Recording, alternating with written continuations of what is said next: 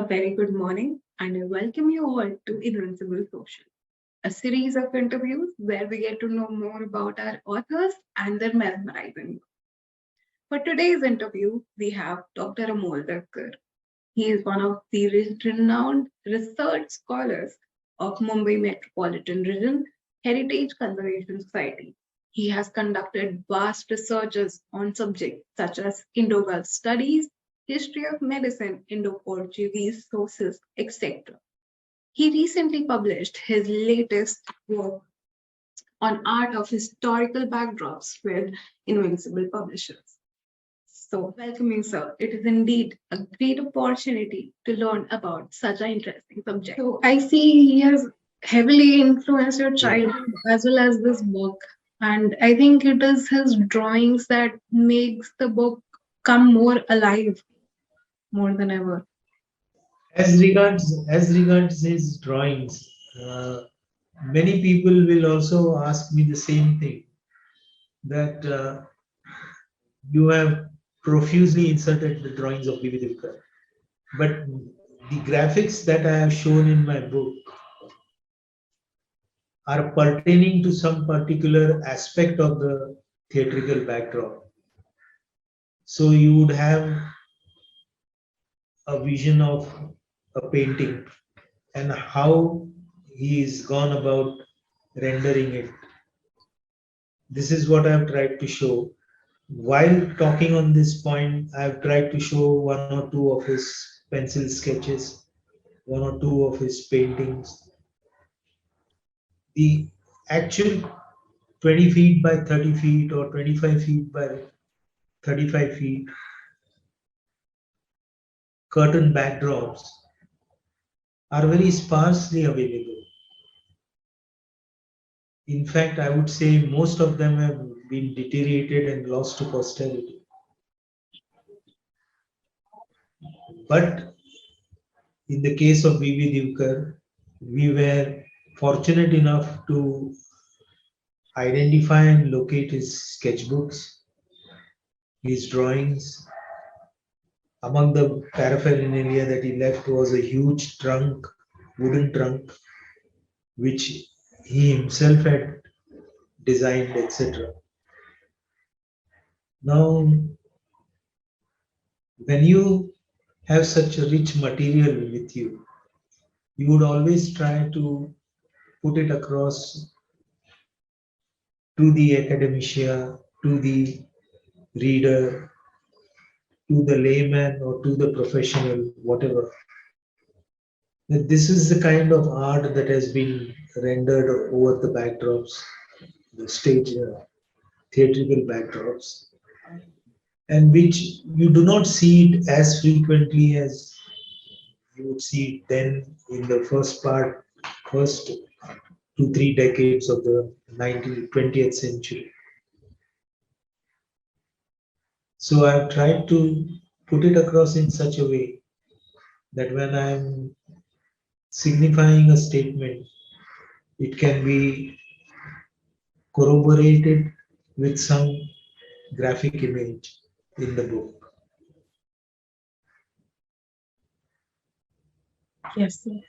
So, can you briefly take us through the evolution of the historical backdrops, theatrical backdrops throughout history and, the many nuances that this art has picked up over the years? Can you give us a brief evolution? Okay. It would be fairly correct to say that the dawn of initiated somewhere in the 19th century to 1880 is supposedly considered to be a first phase by various statements. But I'm always open to suggestions and flexible in my approach because we have not yet researched or discovered references of an earlier date.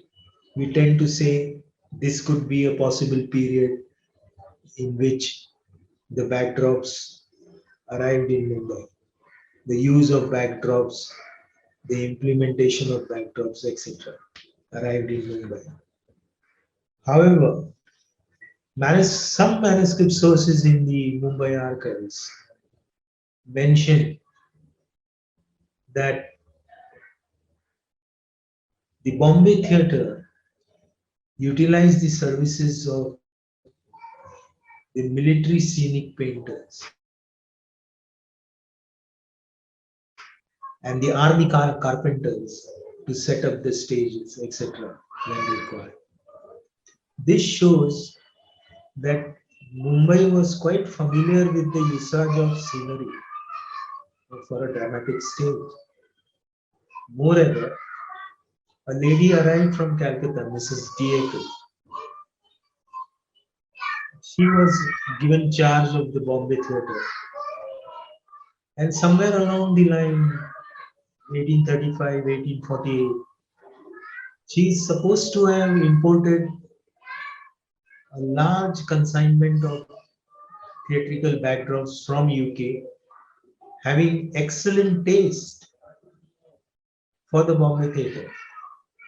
Now imagine if in the 19th century, the import of theatrical backdrops had excellent taste. That means this particular art was quite mature in its expression and its implementation as required for the drama, for the dramatic stage, as they say. Secondly, we must also understand, again, the records reflect this in the archives. In 1873, box scenery was implemented in Mumbai Theatre. Gas lights were utilized for light reflection, etc. Now this shows basic, simple innovation or changes taking place in London or in parts of the world did have its influence in Mumbai. And the fact that the Bombay Theatre was at times flooded with scenic backdrops shows that efforts were made to bring in good quality backdrops to Mumbai. The Grand Road Theatre is supposed to have benefited immensely from Mrs. Diekel's import. However, there are nuances, as they say, because there were no qualified people, no trained personnel for multiple handling of backdrops. This took place a little later on when the Honorable Jagannath Shankar Sheth brought together a team of Indians, made them undergo stage acting courses, plus handling of theatrical backdrops and the technique and technical aspects involved with it. In fact, when he acquired the Grand Road Theatre, one of the significant things he did was not just acquire a place of entertainment, but showed his visionary capacity by bringing in drama and art and creating the ambience of a cultural center in the vicinity of Grand Road. This is really very significant development in the 19th century. Sir, this was the evolution in the past years that this art has been through.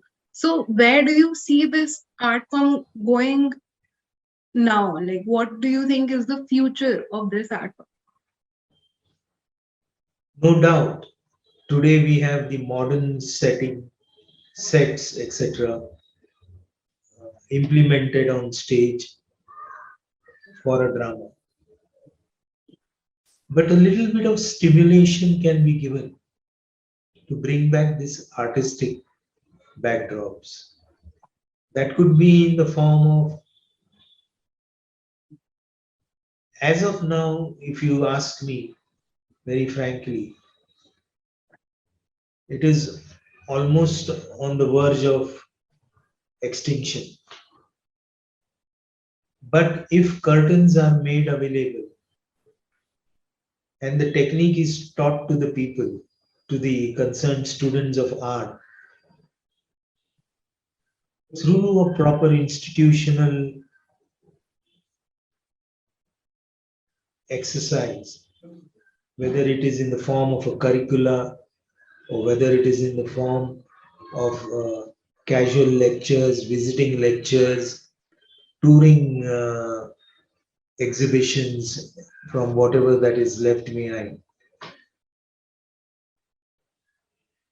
It can go, I feel it can go a big way in promoting the theatrical backdrop.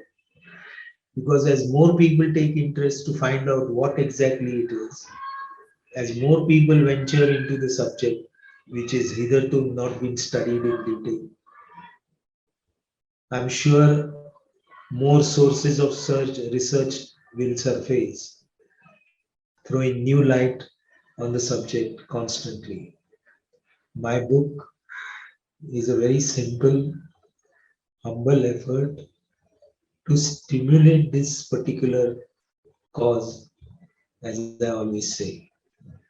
Yes, I'm quite emotional about it and dedicated. And this is precisely how we can go further. If we bring in corporate sponsors, government implementation, and students and teachers and professors of art incorporating this study as a particular subject in their field.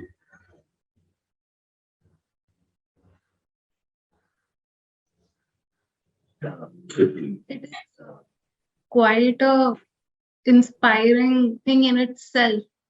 The efforts you're making to, bring out this field, this art form once again on the top. And I'm sure in the coming future, renaissance of this will happen as well. I believe so. So, moving ahead to the next question, I would love to know what are the challenges you faced. You're such a um, expert on so many subjects and everything. Did you still face any like issues or any challenges throughout writing the book or during the research process or anything?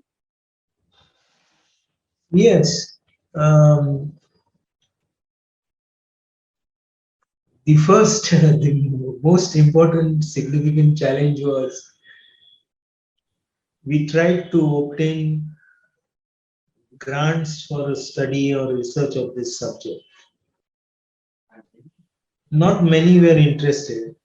However, MMRDA did sanction a scholarship to me for this subject. And in the process, they also made it very clear to us that this is the first time they had sponsored such a project. Otherwise, they do projects on preservation, conservation, which are built in operations, etc., like forts, buildings, etc. Yes. That is one aspect. Second is people who we thought had large collection of theatrical backgrounds. do not have a single curtain being retained in their possession at present. Some of them who have it in a badly deteriorated condition. A handful of them, one or two, like Mumbai Marathi Sahitya Sangha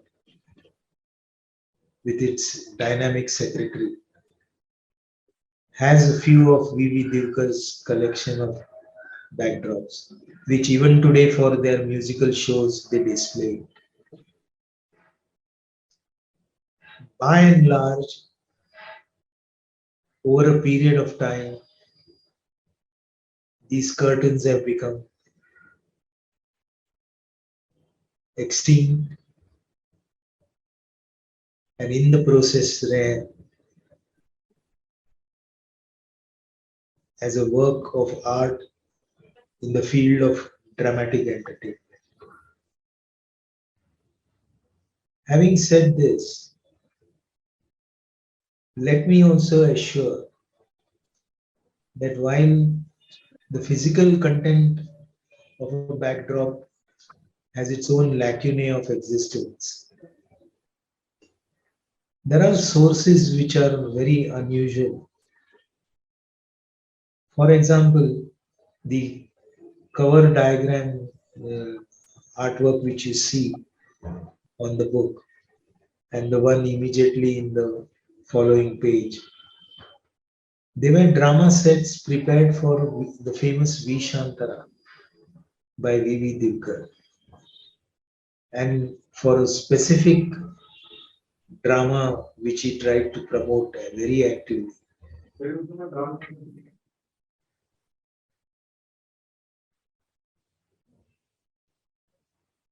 This drama was conducted in three locations: the Plaza Theatre, the Opera House Theatre, which these theatres were then utilized to set up dramas. They have now been converted for cinematic use. And the third one was at Raigad Fort. Shiva Shambhu was the name of the drama. And I still have a cousin of mine, though quite elderly, who had seen one of the shows of Shiva Shambhu at Opera House. So this way, when you start doing research and enter the field to dig up information, you come across wonderful people, uniquely experienced people on the subject you're studying, and your ability to channelize them to provide more details, etc. In historical research, there is a definition for this, the heuristic quality, as they say. It is this heuristic quality which I think is God given to me, has been very helpful to identify, index, find out sources, which is not easily possible for others to do so. In that, I would definitely claim full credit. While hesitancy on part of owners, theatre owners, does exist, at the same time, they would like to know if it can be activated further, because all of them are surprised when they see this kind of artwork, backdrops. The very fact that these were existing then and utilized as backdrops for various dramas has astonished them no end. The last question that I would love to ask is that for young generation like me and other research scholars and students of history and anyone out there who's interested in such art forms, etc., what advice do you have for us?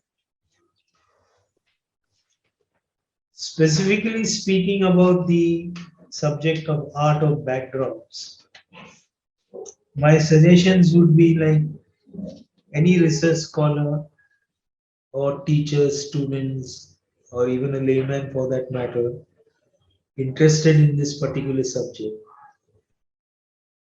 should first try to coordinate all the factors regarding the data that is available. Whether you want to do a 19th century study, 20th century, or the latest modern development in props, etc., for the TV shows, dramatic stage, etc. All the data regarding that subject should be identified and tagged.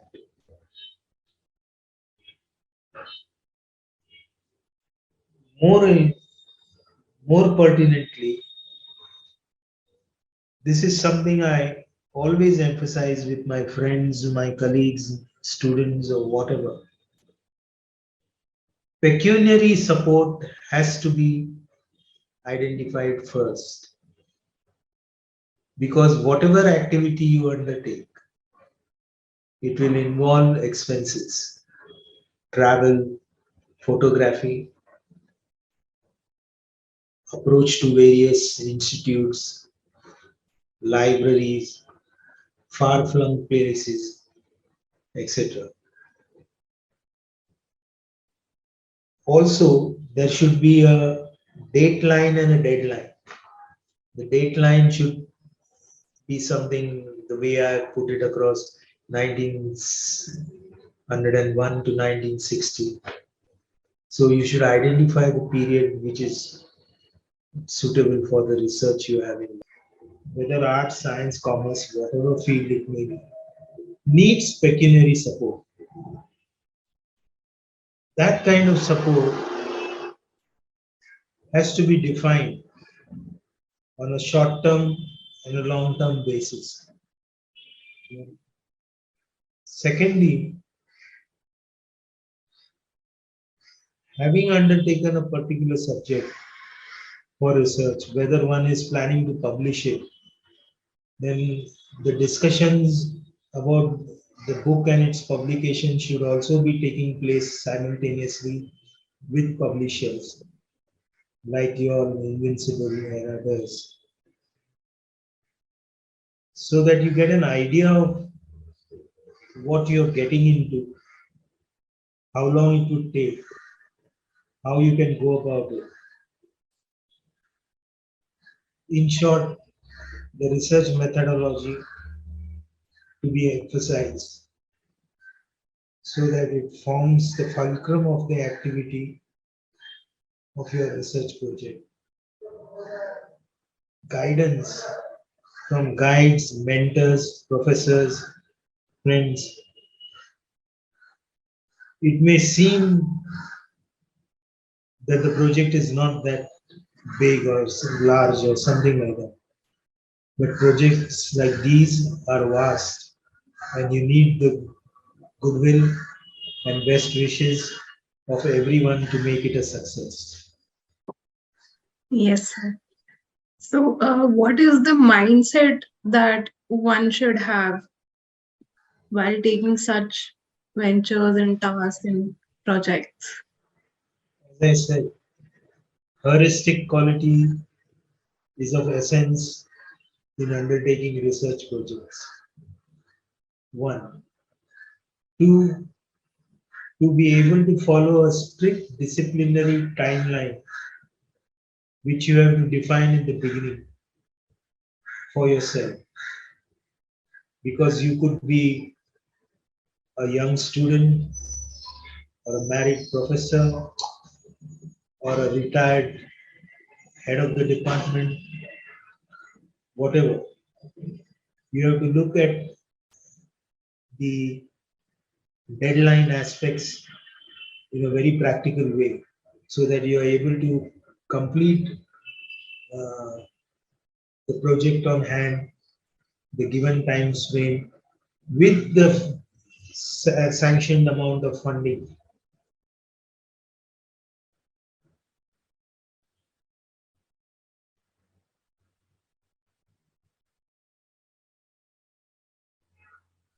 Is there anything else that you would like to add about this book that you want the viewers to know specifically?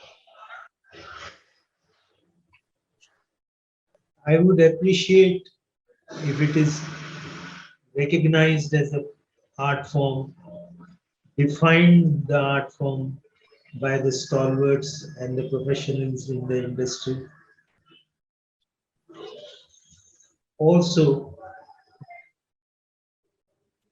have a separate institutionalized section to carry forth the research in some way or the other, both nationally and internationally. I believe some years back, the Czechoslovakian government had shown a exhibition at the NCP regarding theatrical backdrops. This kind of developments will be very assistive for the projects to produce interesting work.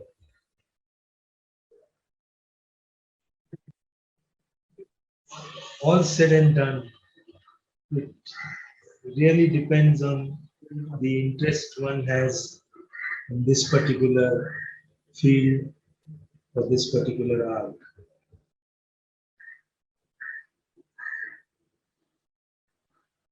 My best wishes to all those who wish to undertake, and I would be greatly honored if they say the art of theatrical backdrops was a stimulative factor. In fact, I must thank the Honorable Member of Parliament, Shri Sharad Pawarji, who, as people may not know the other aspect of a personality, he was instrumental in preserving the K.T. Deshmukh collection of theatrical backdrops, in which there were three backdrops done by V.V. Divkar. And such kind of political support, such kind of administrative government support is also essential. Corporate support, no doubt about it. Generation, generating funding for the various aspects of the theatrical backdrops, highly essential.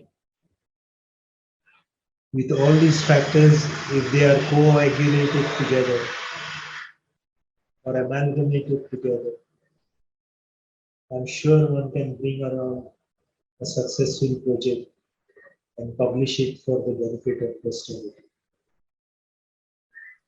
Indeed, sir. I believe that there is a section of people that prefer theater over, the movies and everything these days.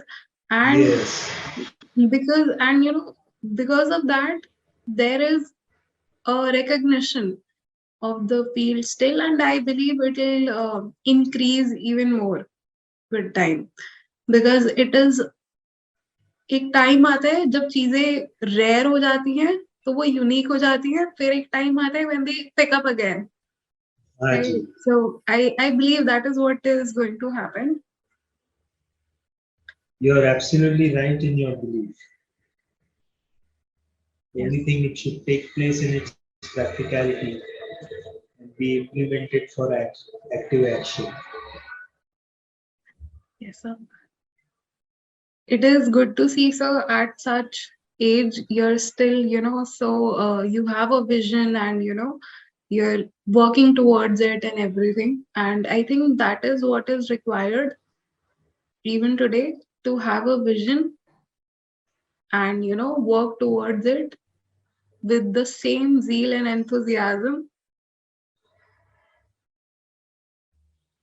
Dedication for life, determination forever. Definitely, sir. And I believe you have a lot of it. taking such huge research works and everything. These days, I don't believe students even want to or they can is another question altogether. So it is very fascinating and inspiring indeed.